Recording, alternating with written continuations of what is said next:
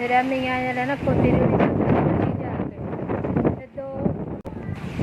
मैं मास बेचनी है हफ्ता 300-400 वो कमांदा 300-400 मैं कमानी है तो मेहनत होवे मेहनत मजदूरी करीदा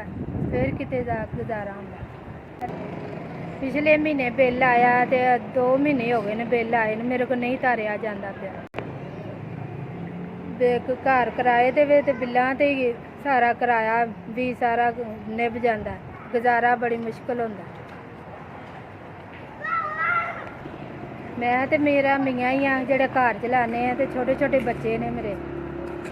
रो के रोटी मंगते हैं बड़ी मुश्किल रोटी पूरी करी दे इन्नी की दुकानदारी तो फिर मैं किन्ने के पैसे कमा लाने।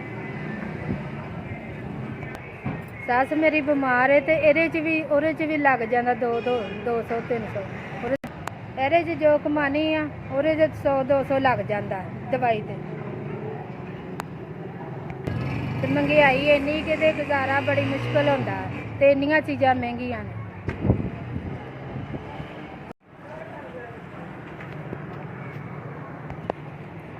3000 रुपया मैंने दिता जिन्हें भी दिता वो अल्लाह पाक खैर करे इहदे नाल मैं अपना बिल भी तार लाँगी तो अपनी सस की दवाई भी लै आवांगी जे पैसे बच गए मैं मास भी लै आवांगी 2 डब्बे। अल्लाह पाक जिन्हें भी दिता अल्लाह पाक उन्हें इन्ना क दवे जिन्ना क हिसाब नहीं उन्हें मेरे अच्छा जिन्हें भी दिते ने अल्लाह पाक वो माँ प्यो की खैर करे और कारोबार च बरकत पाए। आ मैनू 3000 रुपया दिता ये मेरे 3-4 काम हो जाने ने सारी जिंदगी मैं दवावां दान एस भी तुहाडी बड़ी मेहरबानी एस भी तुहाडा बहुत शुक्रिया एस